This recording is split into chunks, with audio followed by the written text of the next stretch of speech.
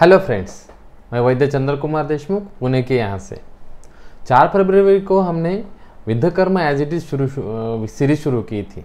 वो सीरीज़ में अभी तक 10 एपिसोड हो चुके हैं। हर एक एपिसोड में हमने अलग अलग प्रकार के महत्व वर्णन किए हैं विद्याकर्म सीखते समय। जैसे कि हमने बताया कि योगाभ्यास कैसे होना चाहिए। यहाँ पे हर एक फ्रूट पे हर एक अलग अलग प्रकार का योगाभ्यास मैंने बताया है। उसके बाद में मर्म का बताया है, हर एक मर्म का उपयोग कैसे विद्याकर्म में करना है उसके बारे में मैंने डिटेल में बताया है। विद्याकर्म और अग्निकर्म की चिकित्सा कैसे फेमस हो रही है, कैसे कैसे उसके लाभ हो रहे हैं, ये तो हम सब जानते हैं। लेकिन सारे बच्चों को ये लगता है कि विद्याकर्म अग्निकर्म चिकित्सा ये पेन मैनेजमेंट के लिए है, तो ये डिसीज़ में भी काम करती है। इसके बारे में हम बता रहे हैं और उसके रिजल्ट भी काफ़ी लोग अनुभव रहे हैं। काफ़ी लोग कमेंट में भी बता रहे हैं कि उनको क्या क्या प्रॉब्लम्स आ रहे हैं। तो हर एक कमेंट का हम प्रश्न का उत्तर देने की कोशिश करते हैं। फिर भी कोई कमेंट का उत्तर देना बाकी है तो थोड़ा सा पेशेंस रखिएगा, बाद में हम उसका ज़रूर उत्तर देंगे। वैद्य राबा गोखटे सर एक शल्यकर्म तज्ञ थे। ताराचंद जैसे हॉस्पिटल में सर ने शल्य चिकित्सा करते थे और वहाँ पे अलग अलग प्रकार के व्याधियों के ऊपर आयुर्वेद में बताई हुई शल्य चिकित्सा कितनी श्रेष्ठ है ये बच्चों को सिखाते थे। कुछ आयुर्वेद में वर्णित बातें हैं, जैसे कि मैं कहूँगा कि अग्निकर्म के बारे में वर्णित है कि अग्निकर्म जो है अपुनर्भव चिकित्सा कही जाती है। आप किसी को दवाई दे रहे हो और दवाई से रिजल्ट नहीं आ रहा है तो उसको शस्त्रकर्म करना चाहिए। अगर शस्त्रकर्म से रिजल्ट नहीं आ रहा है तो उसको आयुर्वेद में बताई हुई क्षार कर्म चिकित्सा करनी चाहिए। और क्षार कर्म से भी रिजल्ट नहीं आ रहा है तो उनको अग्निकर्म करना चाहिए, ऐसा ग्रंथ में वर्णन आया है। अब ये तो वर्णन आया है, इसका हम प्रैक्टिकली प्रूफ कैसे लें, ऐसा सर को लगा।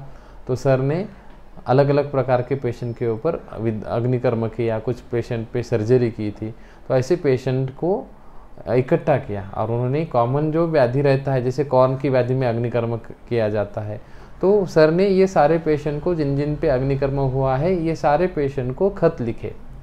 ऐसा लिखा, भाई साहब मैंने आपको ये साल में 10 साल पहले अग्निकर्म किया था, तो आपको कैसा लग रहा है। कुछ पेशेंट को भेजा कि आपकी मैंने सर्जरी की थी, अभी आपको कुछ दिक्कतें हैं क्या। सर ने ऐसे कई सारे लेटर्स भेजे, मुझे लगता है 100 से भी ज़्यादा लेटर उस ज़माने में सर ने लेटर्स भेजे। और हर एक पेशेंट के पास वो लेटर गए। लेटर जाने के बाद उन्होंने फिर से जवाब भेजे सर के पास। मुझे लगता है 88 लेटर वापस आए और सबने कहा कि आपने मुझे ये बीमारी पे अग्निकर्म किया था, मेरा कॉर्न निकाला था, मुझे ये बीमारी पे आपने अग्निकर्म किया था। और उसमें से 99% लोगों ने कहा था कि मुझे ये बीमारी फिर से नहीं हुई है 10 साल में। तो ये होती है अपुनर्भव चिकित्सा। एक पेशेंट था, एक पेशेंट के लिए मैं सर के पास था, तो अपस्मार का पेशेंट सर ने दिया था, एपिलेप्सी का पेशेंट मुझे। और वो पेशेंट को मैं घर पे जाके उसको विद्याकर्म करता था। विद्याकर्म करते समय वो पेशेंट को फिट्स तो आते थे बीच बीच में, 10-10 दिन को एक बार फिट्स आते थे। एलोपैथी की मेडिसिन चालू रहने के बाद भी आते थे। तो सर को मैंने पूछा, सर ये कितने दिन करना चाहिए, कैसे करना चाहिए। सर ने कहा कि पेशेंस रखो, आप करते जाओ, मैं जब जब बताते जाऊंगा। तो मैंने किया, 6 महीने हो गए उसको, और उसको करने के बाद उसको फिट्स नहीं आए। और ऐसा पहली बार उसके लाइफ में हो गया कि उसको 3 महीने तक फिट्स नहीं आए। तो मैंने सर को कहा कि सर अभी तो ट्रीटमेंट हो चुकी है। तभी सर ने बताया कि ये ट्रीटमेंट नहीं हुई है, ट्रीटमेंट आपकी होगी, आपको कम से कम 10 साल पे इसका राह देखनी है। और मुझे लगता है यही इसी सितंबर में उसके 10 साल हो रहे हैं और तभी से अभी तक उसको फिट्स नहीं आए। तो मुझे कहना है अपुनर्भव चिकित्सा शास्त्र के हिसाब से इतने डेप्थ में देखनी होती है। जैसे डूज एंड डोंट्स भी होते हैं। जैसे हम हमेशा कहते हैं या हर सर्जन कहता है कि किलॉइड जैसा व्याधि उसको हाथ नहीं लगाना है, लेकिन आरंभशूर जो वैद्य रहते हैं वो किलॉइड को अग्निकर्म से निकाल देते हैं। उनको लगता है कि अरे हमने तो किलॉइड निकाल दिया, लेकिन सर कहते थे या हमारा एक्सपीरियंस ऐसा है, आप निकाल तो दोगे लेकिन 1 साल बाद 2 साल बाद उसके किलॉइड जो है 10 गुना बढ़ जाते हैं। इसीलिए उसको वो अशस्त्रकर्म अग्निकर्म ऐसा वो व्याधि है, उसको हाथ नहीं लगाना है। वो डूज एंड डोंट्स भी हमें पता होने चाहिए। ये सारी बातें गोगटे सर सिखाते थे। और वो हम भी विद्याकर्म एज इट इज जो हमने सीरीज शुरू की है, इसमें हम काकू बाहेर थांबा, बाहेरचं सगळं करून घ्या। हमने विद्याकर्म और अग्निकर्म ये जो सीरीज शुरू की है, इस सीरीज में हम हर एक व्याधि में सोचना कैसे, विद्याकर्म अग्निकर्म कैसे करना है और उसको रिजल्ट कैसे लाना है, हम आगे बताने वाले हैं। ये जब सीरीज शुरू की थी तब उत्साह इतना था कि अभी वो 10 गुना बढ़ा है। 10 सीजन हो गए, 10 एपिसोड हो चुके हैं और उसमें हमने हर एक बात बताई है। जैसे 10वें एपिसोड में हमने विद्याकर्म और अग्निकर्म के लिए इंस्ट्रूमेंट कैसे यूज़ करना है, कौन कौन से होने चाहिए हमारे पास, वो बताया है। उसके बाद में एपिसोड 9 में 8 में हमने अलग अलग प्रकार के मर्म बताए हैं, मर्म का विचार बताया है। मर्म को हाथ विद्याकर्म अग्निकर्म करने के लिए उसका विचार कैसे होना चाहिए ये हमने बताया। उसके पहले विद्याकर्म अग्निकर्म की शुरुआत कैसे हुई, वो आयुर्वेद में रेफरेंस कहाँ कहाँ पे है, वो सारी बातें हमने ये विद्याकर्म एज इट इज सीरीज में बताई। अब हमें आगे जाना है, थेरेटिकल पार्ट छोड़ के हमें प्रैक्टिकल पार्ट में जाना है, इसीलिए ये एपिसोड हम 11वां लाए हैं। पिछले 10वें एपिसोड में मैंने गोगटे सर के बारे में बताया था कि गोगटे सर विद्याकर्म अग्निकर्म नहीं, पूरी सारी चिकित्सा करते थे और वो चिकित्सा आज भी सब जगह पे की जाती है। सर ने हर एक विद्यार्थियों को आयुर्वेद आना चाहिए, ये सर का एम था। और वो आयुर्वेद प्रैक्टिस करते समय वो विद्याकर्म अग्निकर्म का भी विचार रखे, ऐसा सर का कहना था। साथ में सर अलग अलग प्रकार के लेख्स भी लिखते थे। अभी तक सर के 200 से भी ज़्यादा लेख पब्लिश हो चुके थे उस ज़माने में। और वहाँ पे कैसे रहता था, अगर कोई व्यक्ति लेख लिख रहा है तो वो बहुत अच्छी तरह से पढ़े जाते थे, उसकी ऑथेंटिसिटी बहुत अच्छी रहती थी। क्योंकि आजकल जो बनाए जाते हैं तो वो पीजी स्टूडेंट के लिए, या आपको पता है सभी को कि लेख कैसे बनाए जाते हैं, इधर उधर से कॉपी करके बनाए जाते थे। लेकिन गोगटे सर के जो लेख थे वो हर एक शब्द का सर इम्पोर्टेंस बताते थे और उसके हिसाब से सर लेख लिखते थे। और हमने लेख शुरू किया था और पिछली बार भी मैंने एक लेख के बारे में बताया था कि सर का अनुमान कैसा रहता है, सर का वाचन कैसा रखता है, सर का डिटेल में स्टडी कैसे रखते हैं। जैसे आपको पता है गोगटे द्रव्य गुण का एक बुक है, उसमें से कई पार्ट सर ने लिखे हैं। द्रव्य गुण का सर का नॉलेज इतना साउंड था कि हमें लगता ही नहीं कि यार ये वैद्य जो है सर्जरी के हो सकते हैं। मुझे पता है, मैं त्रिभुवन कीर्ति करने के लिए ढूंढ रहा था, द्रव्य इकट्ठा कर रहा था। तो सर से बात हुई, सर ने पूछा कि क्या कर रहे हो आजकल। मैंने कहा सर मैं त्रिभुवन कीर्ति बनाना चाहता हूँ, लेकिन ये द्रव्य मिलते ही नहीं है, तो क्या बनाए सर। जैसे आरोग्यवर्धिनी में कुटकी मिलती नहीं, गुगुल मिलता नहीं है, शिलाजतु मिलता नहीं है, तो आरोग्यवर्धिनी बना के सब पूरा इंडिया इस्तेमाल कर रहा है, लेकिन आरोग्यवर्धिनी के गुण जैसे ग्रंथ में वर्णित है वैसे गुण हमें मिलते नहीं। तो आरोग्यवर्धिनी तो छोड़ो सर, मैं त्रिभुवन कीर्ति करने की कोशिश कर रहा हूँ तो वत्सनाभ नहीं मिल रहा है। अब वत्सनाभ है ही नहीं तो वत्सनाभ से बनी हुई त्रिभुवन कीर्ति इतनी अच्छी कैसे काम करेगी जैसे हमें ग्रंथ में वर्णित है। तो सर ने कहा कि किसने कहा वत्सनाभ नहीं मिलता। मैंने कहा सर मैं सब दुकान में जाके आऊँ, वत्सनाभ नहीं मिलता है, और जो भी मिलता है वत्सनाभ है कि नहीं इसकी शंका ज़्यादा है। सर ने कहा अभी तो ये लिमिटेशन से आगे जाके तो इसकी डिमांड और बढ़ेगी और अडल्ट्रेशन हो जाएगा। तो आपको वत्सनाभ वनस्पति पता होनी चाहिए, उसका रूट कैसे निकालना ये पता होना चाहिए। मैंने कहा कि सर पुणे में कहाँ मिलेगा, मुझे तो लगता है वो हिमाचल में होगा या हिमालयन प्रदेश में वो वत्सनाभ मिलेगा। सर ने कहा नहीं, पुणे में वत्सनाभ आपको मिलेगा। मैंने कहा सर अब मैं ऐसे कैसे हो सकता है। तो सर ने कहा चलो मैं बताता हूँ। और सर ने दूसरे दिन गाड़ी में जाके पुणे में रेस कोर्स है उसके बाजू में मुझे वत्सनाभ बताया था। तो इतनी छोटी छोटी जानकारी द्रव्य गुण की भी सर को थी।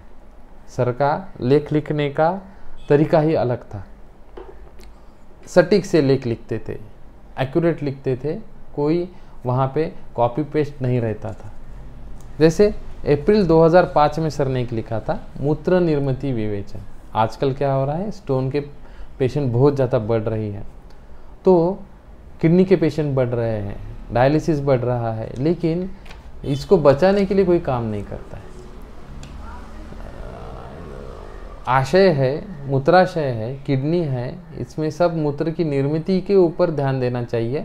वो निर्मिति छोड़ के बाकी सब क्रिएटिन के ऊपर ध्यान दिया जाता है, इसलिए पेशेंट ठीक नहीं होते और ज़िंदगी भर डायलिसिस करना पड़ता है। और डायलिसिस करते समय ही कुछ इन्फेक्शन बैठ जाता है और पेशेंट चले जाते हैं।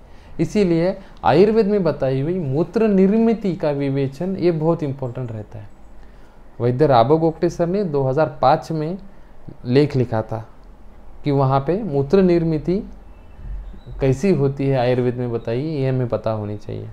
वो थोड़ा सा मैं बताता हूँ, इसके बाद में विद्याकर्म अग्निकर्म के टॉपिक में घुसता हूँ। मूत्र निर्मिति का जो विषय है हमेशा हमें प्रैक्टिस में ध्यान में रखना चाहिए। जैसे हमारे पास आते हैं मूत्राघात के पेशेंट आते हैं, कुछ पेशेंट को यूरिन अच्छी तरह से नहीं होता है, कुछ पेशेंट को यूरिन रुक जाता है, कुछ पेशेंट को किडनी फेलियर रहती है, कुछ पेशेंट को नेफ्रोटिक सिंड्रोम रहता है, कुछ पेशेंट को कैल्कुला स्टोन होने की वजह से तकलीफ होती है, कुछ पेशेंट को रिकरेंट छोटे बच्चों से लेकर बूढ़े तक यूटीआई होते रहता है, उष्णता की वजह से वो तकलीफ में आते हैं। तो ऐसे कार्य बहुत सारे हमें नेफ्रॉन्स के रिलेटेड, किडनी के रिलेटेड हमें व्याधि मिलते हैं। एलोपैथी ने तो सूक्ष्म विचार करके नेफ्रॉन तक खोज की है, लेकिन मूत्र निर्मिति का जो आयुर्वेदिक विवेचन है वो ज़्यादा सटीक और ज़्यादा डेप्थ में है। अगर हमें नहीं पता होगा तो आयुर्वेद वैद्य ये मूत्र विकारों की, किडनी की चिकित्सा अच्छी तरह से नहीं कर पाएगा। इसीलिए सर ने 2005 में अप्रैल में एक लिखा था मूत्र निर्मिति विवेचन। मूत्र व स्रोतस के बारे में बताया था कि मूत्र वह, मेदो वह, स्वेदो वह, ये 3 स्रोतसों का हमें ज़्यादा से ज़्यादा ध्यान में रखना चाहिए। वृक्क जो आयुर्वेद में बताया गया है वो, किडनी जो है आयुर्वेद को पता नहीं है ऐसा नहीं है, आयुर्वेद को पता थी। और वो जो मेदो वह स्रोतस का स्थान है, मेदो वह स्रोतस वृक्को द्वौ कुक्षि गोलको मेदो वह द्वे तयोर्मूलम कटी वृक्को चो, ऐसा सर ने लिखा है कि वृक्क किडनी जो 2 है, कुक्षि गोलको, कुक्षि में गोल गोल ऐसे 2 प्रकार की किडनी सुश्रुत निदान स्थान में 12वें अध्याय में आया है, उसका सर ने रेफरेंस दिया है। मेदव स्रोतस जो है वो द्वे है, तयोर उसका जो मूल है कटी और वृक्क पे यहाँ पे ऐसा सर ने बताया है। और वो जो है मेदव स्रोतस का मूल होने के साथ ही वो सुश्रुत शारिस्तान का सर ने एक रेफरेंस देते हुए कहा है कि इसमें साम्य वृक्क, मूत्र वह स्रोतस, मेदव स्रोतस और स्वेद वह स्रोतस, इसमें बहुत साम्य है। आप देखिएगा कि किडनी के पेशेंट में मूत्र रुक जाता है, वजन घटने लगता है पेशेंट में, शरीर में सूजन बढ़ती है और उसका पसीना बंद हो जाता है। तो सर ने कहा है कि ये तीनों स्रोतस में दृष्टि में एक ऐसी कॉमन बात है, वो जो है शरीर के लिक्विडिटी के पार्ट से संबंधित ज़्यादा से ज़्यादा है। और वो जो है लिक्विड उसको उदक कहते हैं। तो उदक वह तस्य विद्धस्य पिपासा सद्योमरणम च, तो उदक व स्रोतस अगर वेदन हो गया, उसका वो नष्ट हो रहा है तो प्यास बढ़ती है और सद्यो मरणम से, किडनी के पेशेंट में मृत्यु तो आती ही है और उसको प्यास भी बहुत लगती है। हालांकि डॉक्टर ने कहा होता है कि पानी कम पीजिएगा। मेदो वह स्रोतस में बताया गया है, मेदो वह तत्र विद्धस्य विरुद्धस्य स्वेदागमनम स्निग्धांगता तालुशोष स्थूल शोभता।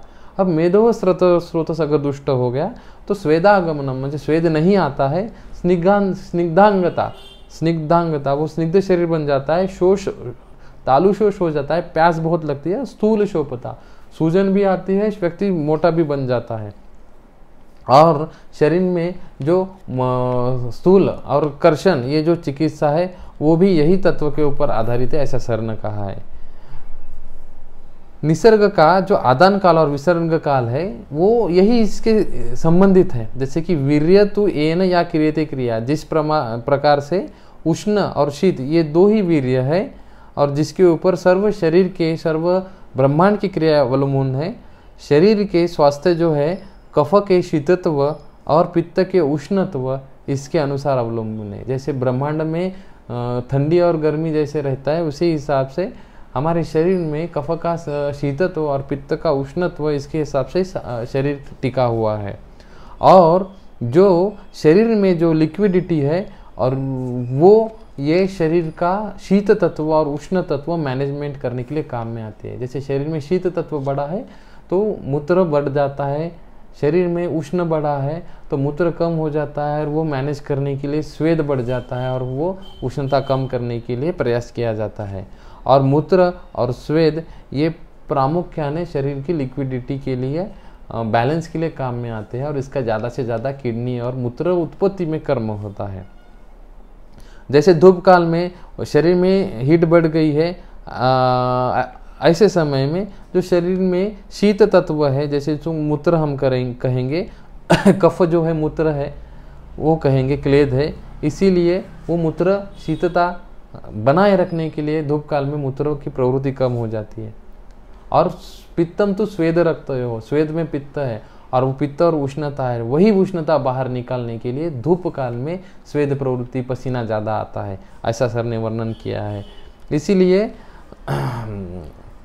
शरीर में साम्यता रखने के लिए स्वेद और पित्त का साधन में रख के किया जाता है उष्णते का, और शरीर में कफ और क्लेद का शीत का साधन में रखने के लिए ये दो बातें काम में आती है।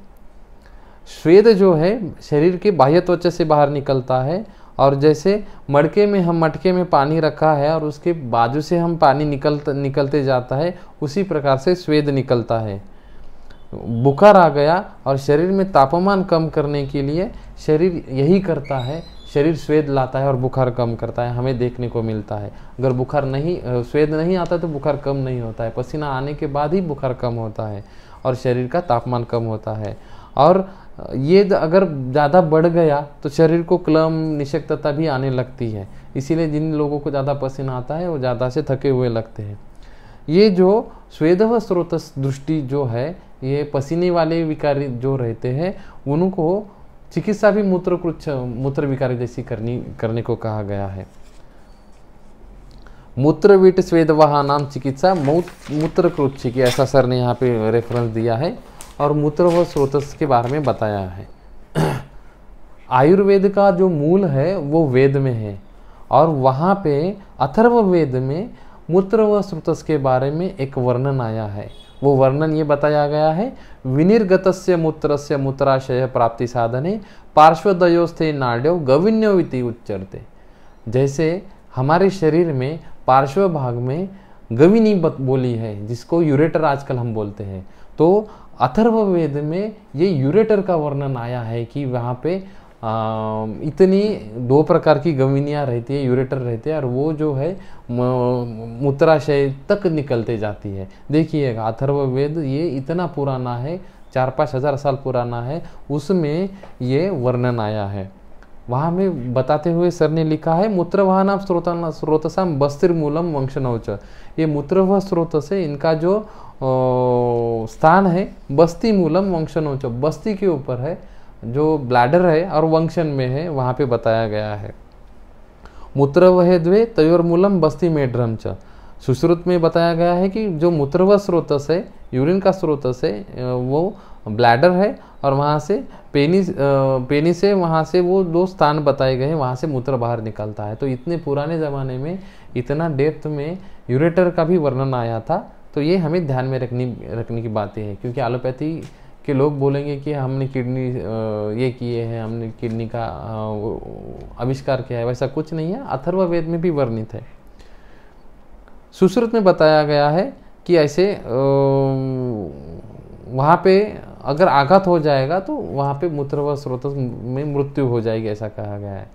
अंतर्वृद्धि जैसे हर्निया है, हाइड्रोसिल है, उसमें अग्निकर्म चिकित्सा बता ही नहीं होती अगर वहाँ पे वो शीत स्थान में हुआ व्याधि बताया नहीं होता है। इसलिए शीत स्थान में बताया हुआ व्याधि, जैसे मूत्र में कफ है, मूत्र ये कफ है और शीत है, हम ऐसा कहेंगे, और वहाँ पे मूत्र व स्रोतस में अगर व्याधि होते हैं तो वहाँ पे अग्निकर्म बताया नहीं जाता था, ऐसे सर ने कहा है। अप्राप्त फलकोशायाम वंशनस्थाम दहेद अर्धेन्दु, मीन्स अप्राप्त फलकोश इंडायरेक्ट इंग्वाइनल हर्निया या हाइड्रोसिल में वंशन स्थान, जहाँ पे वंशन पे जो सिरा है वहाँ पे अर्धेन्दु शलाका से अग्निकर्म करना है। सुश्रुत चिकित्सा 19 में बताया गया है। बस्ती पूर्णम विक्लेद कृत मूत्रम मूत्रस्य क्लेद वाहनम।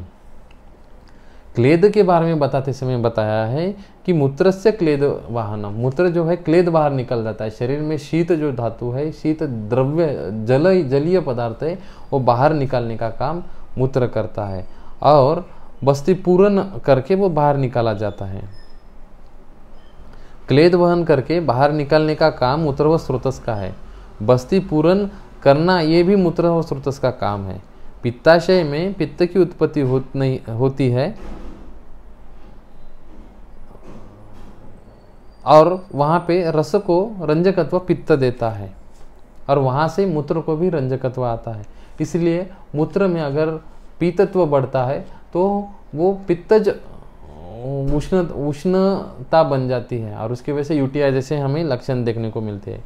स खलु आत्योरस यकृत प्लीहानो प्राप्यम रागम उपोति, वही जो है यकृत प्लीहा में पित्त जो है रक्त को रंग देता है। अधोगमस्तु तयोवहे द्वे मूत्र स्तीम प्रपन्ने मूत्रवहे द्वे एताभिः अधोगामे पक्वाशयकटि मूत्र पुरुष गुद बस्ति मेड्रम शक्तिनी धार्यन्ते याप्यन्ते। ऐसा यहाँ पे वर्णन आया है कि जो रक्तवाहिनी सिरा जो है या वृक्काचा जो है वृक्क पे संबंध नहीं बताया है, लेकिन मूत्रोत्पत्ति का संबंध अलग प्रकार से ग्रंथ में दिया है। हम पानी पीते हैं, पानी पीने के बाद जैसे भी किसी को भी स्टोन होता है, एलोपैथी में बताया जाता है या डॉक्टर्स बताते हैं कि बहुत ज़्यादा पानी पीना चाहिए, बहुत ज़्यादा पानी पीना चाहिए। और पेशेंट क्या करते हैं, बहुत पानी पीते हैं और पानी पीने की वजह से उनको यूरिन आती है ऐसा लगता है। सब पेशेंट को लगता है हम ज़्यादा से ज़्यादा पानी पिएंगे तो वो फ्लश जैसा काम करेगा और हमारा पूरा शरीर धुल जाएगा, लेकिन ऐसा नहीं होता है। हम कोई खाना बना रहे, खिचड़ी बना रहे, वहाँ पे दाल बना रहे और उसमें किसी ने एक्स्ट्रा ला के पानी डाल दिया तो वो दाल पूरी ख़राब हो जाती है, खाना ख़राब हो जाता है। उसी प्रकार हमारे शरीर में अग्नि रहता है और वो जो है जो खाया हुआ अन्न है वो उसका पचन करता है। जैसे अहम वैश्वानरो भूत्वा प्राणिनाम देहम आश्रिता प्राणापान समायुक्त पचामी अन्नम चतुर्विधम, ऐसा बताया गया है। तो जो 4 प्रकार के अन्न है जिसमें लिक्विड भी आ गया, जैसे उसमें अवलेह भी आ गया, चाटने का औषध आ गया, उसमें चबाने का भी आ गया और तोड़ने का भी आ गया। 4 प्रकार के जो अन्न हम खाते हैं और उसका जो कर्म है, पचन का कर्म है, वो अग्नि करती है। अगर उसमें हम ज़्यादा पानी डालेंगे तो वह अग्नि विकृत हो जाएगी और पेशेंट को बार बार स्टोन और बार बार मूत्र विकार हो जाएंगे। इसलिए अपुनर्भव चिकित्सा करनी है तो आपको काय चिकित्सा का महत्व, काय में शरीर में जो अग्नि है उसका महत्व पता होना चाहिए। वही अगर अन्न पचन की क्रियाएं होती है तो उसमें ही मूत्र की उत्पत्ति होती है, ऐसे सुश्रुत संहिता में दिया है। पक्वाशय गता तत्र नाड्यो मूत्रवाहस्तु या, पक्वाशय में जो मूत्रवाह जो नाड्या है तर्पयन्ति सदा मूत्र सरिता सागरम तथा सूक्ष्मत्वात् अन्नोपलभ्यन्ते मुखान्यासाम सहस्रशः नाड़ीभिः उपपीनतस्य मूत्रस्य आमाशयान्तरम् जाग्रतः स्वपतश्चैव स निषेधेव पूर्यते है। सुश्रुत निदान स्थान 21, 22, 23 में मूत्र की उत्पत्ति बताई है। अब मूत्र की उत्पत्ति बताते समय एलोपैथी में बताया है कि जो है ब्लड किडनी में जाता है, वहाँ पे फिल्टर होता है और फिल्टर होने की वजह से वहाँ पे बोमस कैप्सूल रहते हैं, फिल्ट्रेशन होके वहाँ पे यूरिन तैयार होता है और शरीर के बाहर पड़ जाता है। उसमें भी एब्सॉर्प्शन, वाटर एब्सॉर्प्शन, क्रिएटिन, सब DCT सब दिया है सर्कुलेशन में और इसके हिसाब से एलोपैथी की चिकित्सा भी है। लेकिन आयुर्वेद में अगर आपको चिकित्सा करनी है तो आयुर्वेद में वर्णित संप्राप्ति आपको पता होनी चाहिए, नहीं तो ऐसा अभी कभी भी नहीं सोच सकते किडनी फेल्योर में हमें कौन सी चिकित्सा करनी है। वैसे नहीं, आपको मूत्राघात में वो किडनी फेल्योर का पेशेंट कौन से मूत्राघात में बैठता है, कौन से व्याधि में बैठता है और उसकी चिकित्सा करोगे तो किडनी ठीक हो जाएगी। तो ये सोचते समय जो अभी मैंने श्लोक पढ़ा है, पक्वाशय में जो असंख्य मूत्र वह नाड़ा रहते हैं, पक्वाशय में अन्न खाते हैं, अन्न खाने के बाद उसका विभाजन होता है, लिक्विड और सॉलिड पार्ट बन जाता है, सॉलिड से स्टूल बन जाता है और लिक्विड पार्ट से शतश जो नाड़ा है, ग्रंथ में ऐसा वर्णन किया है 3000 साल पहले कि वहाँ पे शतश जो नाड़ा है वो बस्ती का पूर्ण करते हैं। जैसे हजारों नदियाँ आती है और वो समुद्र में समुद्र को आके मिलती है और वो समुद्र पूरा भर जाता है, उसी प्रकार पक्वाशय से हमारे आंतड़ों से नाड़ियों का उत्पन्न होता है और वहाँ से मूत्र की उत्पत्ति होके वो बस्ती का पूर्ण करता है। वो नाड़ियाँ सूक्ष्म रहती है इसलिए वो हमें आंखों से नहीं दिखते, सूक्ष्मत्वात् न उपलभ्यन्ते, वो सूक्ष्म रहते हैं, हमें दिखते नहीं, कैपिलरी एक्शंस जैसे होता है। मूत्रस्य आमाशयांतरम्, और वो जो है आमाशयांतरणम रहता है। जाग्रतः स्वपतश्चैव स निस्संदेते पूर्यते, और इसी पोटात अन्न लेने के बाद पाचक अग्नि का परिणाम होके ही ये उत्पन्न होती है। वहाँ पे उसके पोष्य और पोष्य ऐसे दो भाग बनते हैं। ग्रहणी में श्लेष्मल त्वचा में वो उठाया जाता है, वहाँ पचन होता है, और वो आहार रस जाने के बाद वो जो लिक्विड भाग बोलते हैं उसको किट्ट कहते हैं, और उसकी वजह से उसी से ही आगे जाके मूत्र की निर्मित होती है। पंचमी पुरुषधरा नाम यांतकोष्ठे मलम अभिभजते पक्वाशयस्था उंडुकस्य च विभजते मलम मलधरा कला। मलधरा कला बताइए, पुरुषधरा कला सा मलधरा कला कहा गया है। किट्टम अन्न से विन्मूत्रम रसस्य तु कफो असुरजा पित्तम। ये जो है मूत्रधरा कला जो है वह पक्वाशय स्थित जो कला है वही ये सब उत्पत्ति करती है। यहीं पे भी आके भी मूत्र की उत्पत्ति एग्जैक्टली कहाँ होती है वो हमें स्पष्ट नहीं होती है, ऐसा ग्रंथ में दिया है। और वहाँ पे जो टीका है उसके ऊपर से समझ में आता है कि शरीर में जो जलीय भाग है वो आगे जाके मूत्र तैयार होने के लिए कारणीभूत होता है। इसीलिए खाते समय वो अन्न का विचार करते समय पचन शक्ति का विचार जरूर करना चाहिए, ऐसा सर ने कहा गया है। विपाको कर्मनिष्ठया, ऐसा चरक सुश्रुतस्थान में एक श्लोक आया है। विपाक जो है कर्मणो निष्ठा निष्पत्ति कर्म संप्राप्ति रसोपयोग सति यो अन्यहारः यथा कटुरसायाः उष्णवीर्यायाः अपि शुण्ठ्या वृषत्वेन मधुरः पाको अनुमीयते तथा लवणस्य सृष्टविन्मूत्रेण मधुरः पाक उन्नीयते तथा तिक्तकषायो बद्ध विन्मूत्रया कटुपाक उन्नीयते। विपाक जो है कर्म से समझना चाहिए। सर बताते थे षड्रसात्मक आहार जो शरीर में अलग होने के बाद जो रस धातु है शरीर भर जाता है, और उसी रस से रक्त, और वहाँ से मांस, मांस से मेद, मेद से अस्थि, और अलग अलग शुक्र तक ऐसे धातुएं बनती है, और वे क्रम से बनती है। और जब जब बनती है तो वहाँ पे धात्वाग्नि का कर्म करते हैं, और धात्वाग्नि में पचन होते रहता है। ये जो सूक्ष्म पचन इसे कहते हैं। और यही सूक्ष्म पचन में भी जो हमारा जाठराग्नि जैसा सार किट्ट विभाजन होते हैं, वहाँ पे भी धातु की निर्मित होते समय भी स्तार और किट्ट विभाजन हो जाता है।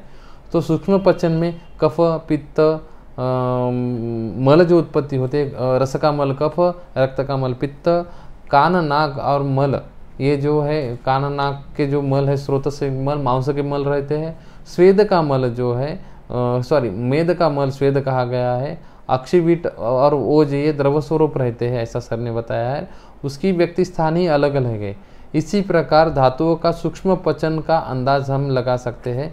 कफ, मूत्र, पित्त, स्वेद उत्पत्ति प्रमाणतः जो है पूरे शरीर में आप्यांश बाधित रखने के लिए इस्तेमाल की जाती है।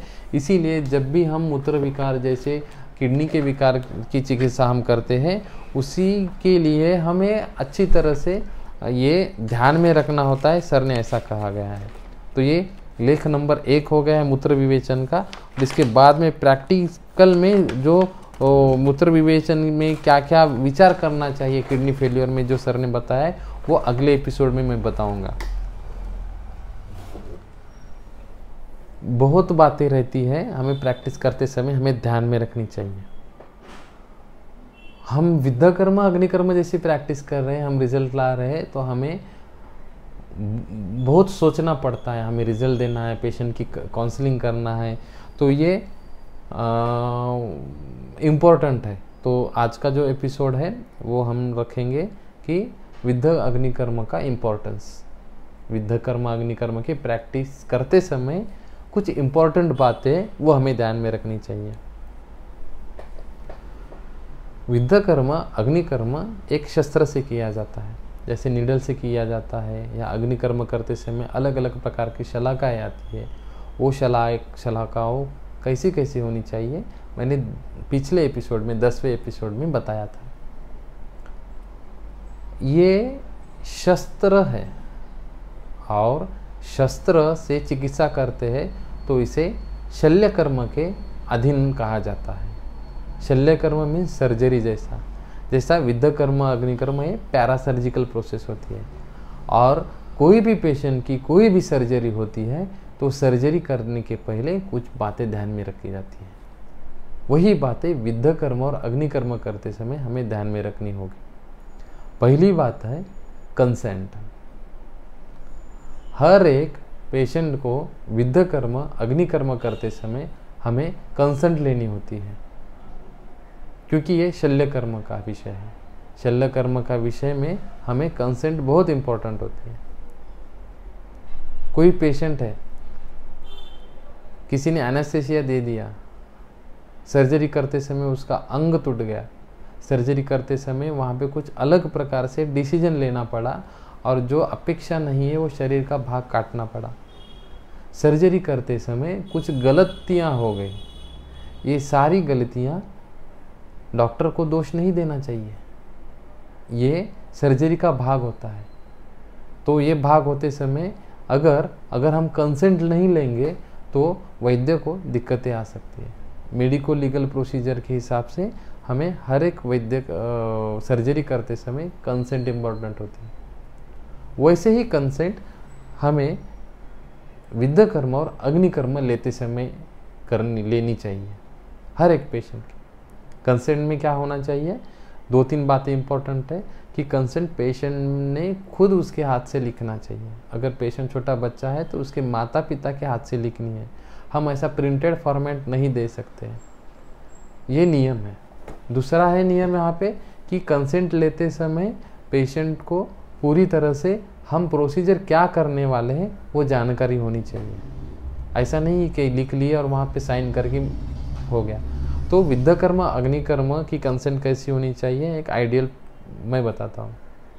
मेरा नाम XYZ, मैं वैद्य XYZ के पास चिकित्सा करने के लिए आया हूँ और यहाँ पे मेरी पूरी तरह से जानकारी लेने के बाद, मेरे सारे लक्षण समझने के बाद ये वैद्य ने मुझे बताया है कि मुझे विद्ध कर्म और अग्नि कर्म ये चिकित्सा करनी है। मुझे विद्ध कर्म और अग्नि कर्म ये चिकित्सा कैसे की जाती है, उसमें क्या क्या फायदे हैं, विद्ध कर्म और अग्नि कर्म करते समय क्या क्या नुकसान हो सकते हैं, ये सारी डिटेल जानकारी वैद्य ने मुझे दी है। और मैं ये विद्ध कर्म और अग्नि कर्म चिकित्सा वैद्य XYZ के हाथ से करने के लिए अनुमति देता हूँ। नीचे साइन, फ़ोन नंबर और एड्रेस। ऐसी कंसेंट होनी चाहिए। ऐसी कंसेंट हम लेंगे तो दूसरी बात हमें ध्यान में रखनी चाहिए, सिलेक्शन ऑफ पेशेंट। विद्ध कर्म और अग्नि कर्म करते समय पेशेंट का सिलेक्शन इंपॉर्टेंट है।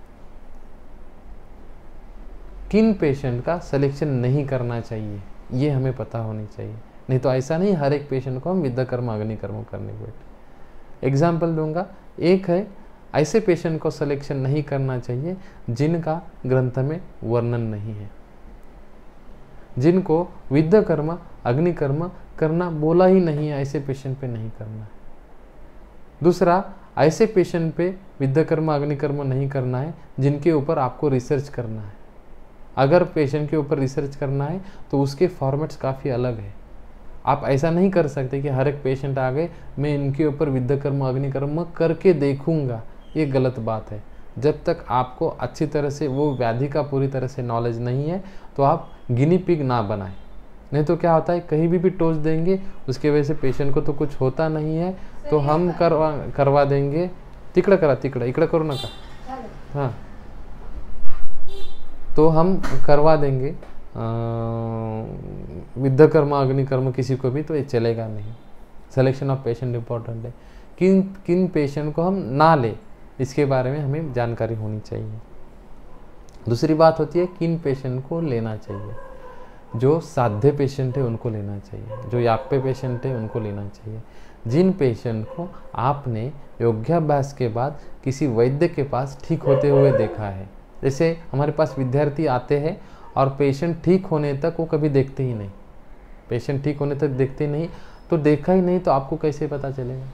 जैसे मैं 1-2 व्याख्यान में बोला था मैंने कि श्वित्र जैसे पेशेंट ठीक हो करते समय हमने देखा है, लेकिन ठीक होने तक देखा नहीं है ना, उसके लिए उतना टाइम देना पड़ेगा और सीखना पड़ेगा।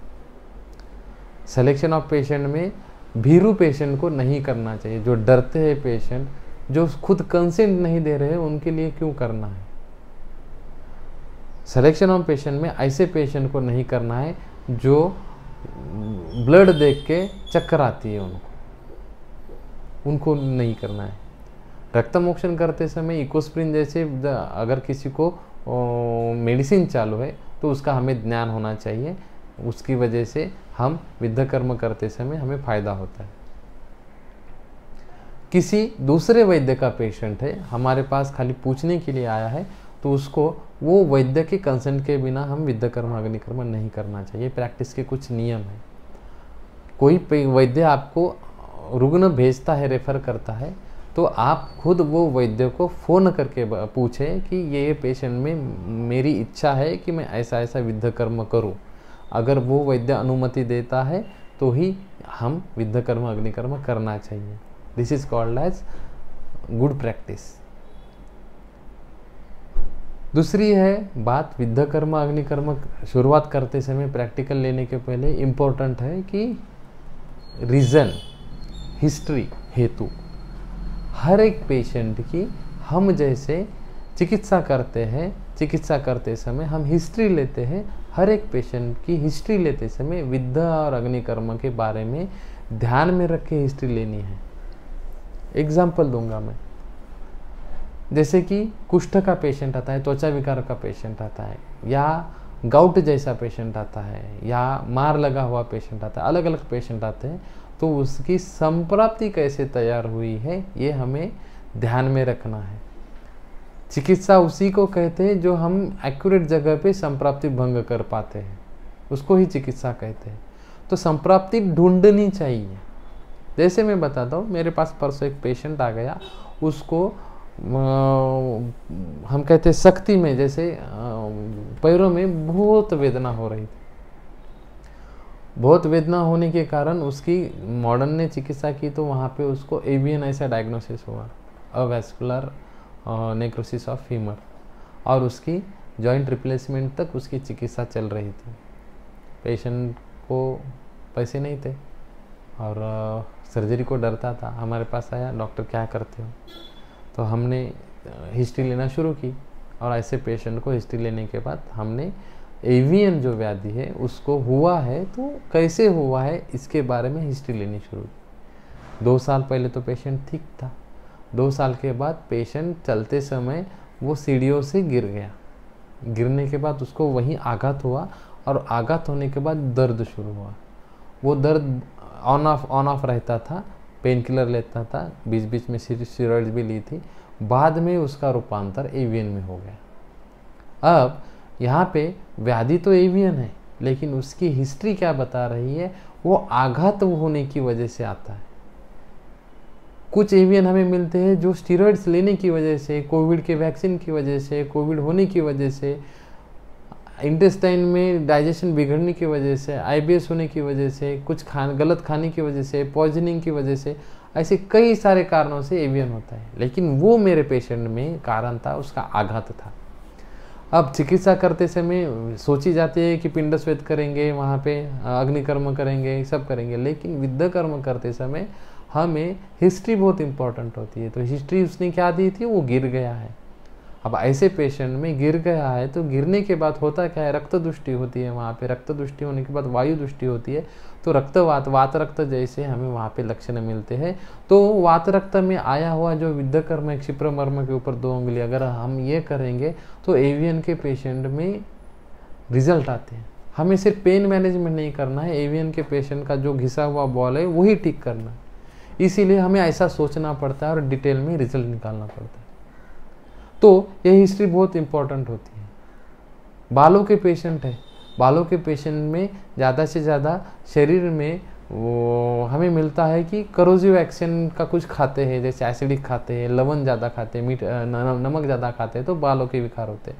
लेकिन जब मेरे पास एक पेशेंट आया था, तो उसने क्या किया था? दूसरे दोस्त का हेलमेट पहना था, और हेलमेट पहनने की वजह से उसको स्काल्प सोराइसिस जैसे लक्षण आए थे, उसके पूरे बाल चले जा रहे थे।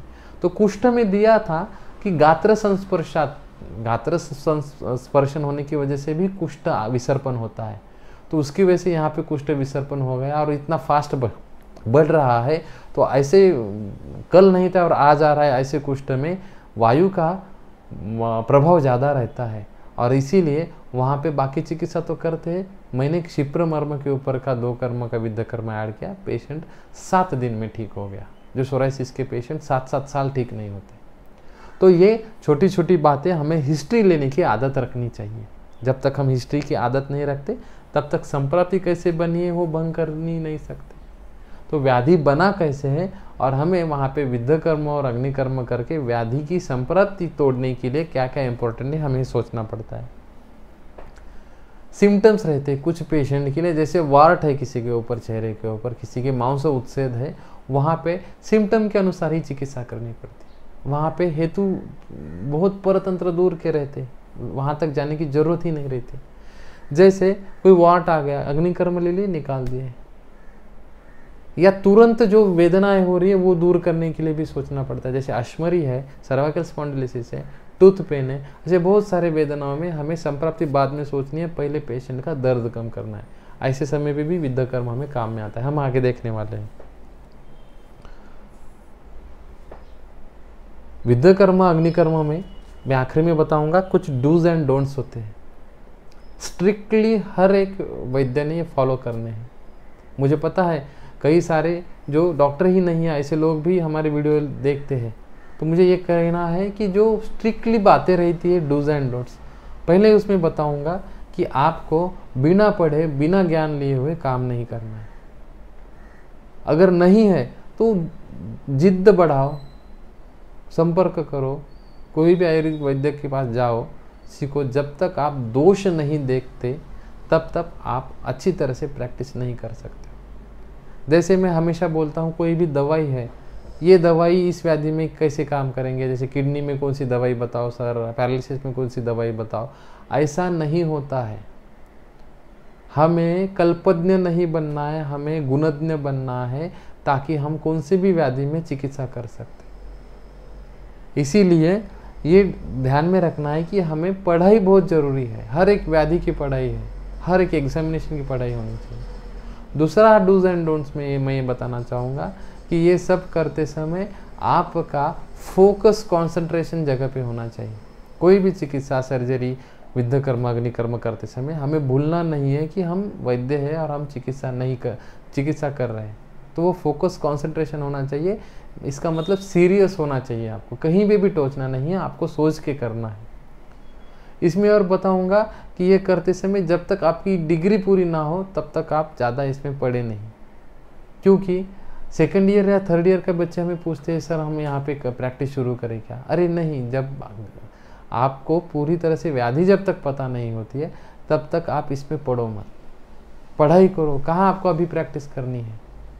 तीसरी बात है डूज एंड डोंट्स में, ये करते समय एक्यूरेसी के पीछे जाना है, और वो एक्यूरेसी कैसे लानी है इसीलिए हमें यूट्यूब पे लेक्चर ले रहे हैं। और सबसे इम्पोर्टेंट बात है योगाभ्यास करना है, और किसी आयुर्वेदिक वैद्य के पास जो आपके आजू बाजू में रहता है। पूरे इंडिया में हमारे विद्यार्थी है, कहीं पे भी जाइएगा, पूरे इंडिया में हमारे विद्यार्थी है, वहाँ पे आप देखिएगा, उसके बाद में उनके सामने करिएगा, नहीं तो हमारे पास आइएगा, हम करवा लेंगे। उसके बगैर नहीं करना, क्योंकि मैं आगे हर एक व्याधि का विद्या कर्म और व्याधि में सोच कैसी रहनी चाहिए ये बताने वाला हूँ। तो ये हमारा आज का एपिसोड है, यहाँ पे ख़त्म होता है। धन्यवाद।